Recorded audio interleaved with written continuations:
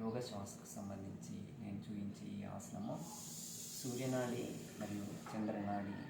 ఒక సూర్యనాడిని మనము ఒకసారి ఈ కుడి ఎడమ వైపు ఉన్నటువంటి సూర్యనాడి చంద్రనాడిని శ్వాసను బిగబట్టి మనం చేసే ఈ ఒక కుడి నాసిక రంధ్రాన్ని ఒక కనీసం ఒక 2-3 సెకండ్స్ లేకపోతే 5 సెకండ్స్ 10 సెకండ్స్ ఆపేసి మరొక ఇప్పుడు కుడి నాసిక రంధ్రం ఆపేసినప్పుడు ఎడమ నాసిక రంధ్రం ద్వారా మన శ్వాసను పీల్చుకొని మళ్ళీ ఒక 8 సెకండ్లు మళ్ళీ ఎడమ నాసిక రంధ్రాన్ని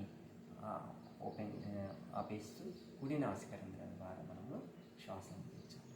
ఇలా లయబద్ధమైనటువంటి శ్వాసక్రియ ద్వారా మన యోగ శ్వాసను మనము నియంత్రించుకోవచ్చు. శ్వాసను ఎంత మట్టుకు మనము బంధించినట్టయితే మన ఆరోగ్యం అనేది అంత ఆరోగ్యం, తర్వాత మన ఆయుష్ అనేది పెరుగుతుందండి.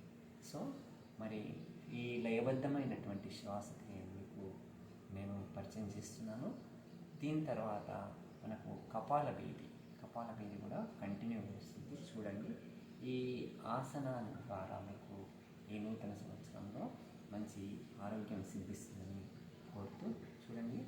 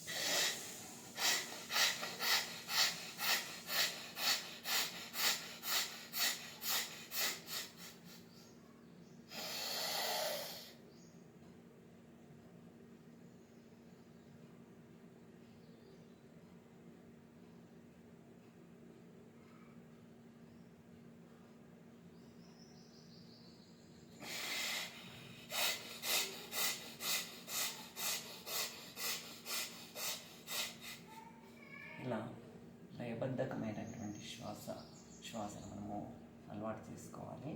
ఇది తర్వాత శ్వాసను మనం ఒక నిమిషం పాటు ఆపేసినట్టయితే ఒక నిమిషం ఆపేసినట్టయితే ఆ శ్వాస మనం ఎలా మనం బంధిస్తాము దాన్ని యోగ శ్వాస అంటారు. ఆ యోగ శ్వాసను మనము ఈ బంధించినటువంటి యోగ శ్వాస ద్వారా మన గుండె అనేది, మన ఆరోగ్యం అనేది, మన గుండె కరెక్ట్ ఉందా లేదా అనేది, మన ఈ హార్ట్ అనేది కరెక్ట్ ఉందా లేదా అనేది చెక్ చేసుకోవచ్చు. ఆరోగ్యకరమైనటువంటి ఏ వ్యక్తి అయినా కానీ ఒక నిమిషం పాటు మన గుండెను శ్వాసను ఆపేసినట్టయితే ఆ శ్వాస ద్వారా మన గుండె పనితనాన్ని తెలుసుకోవచ్చు. చూడండి, ఇప్పుడు నా గుండె యొక్క ఫలితాన్ని తెలుసుకుంటాము.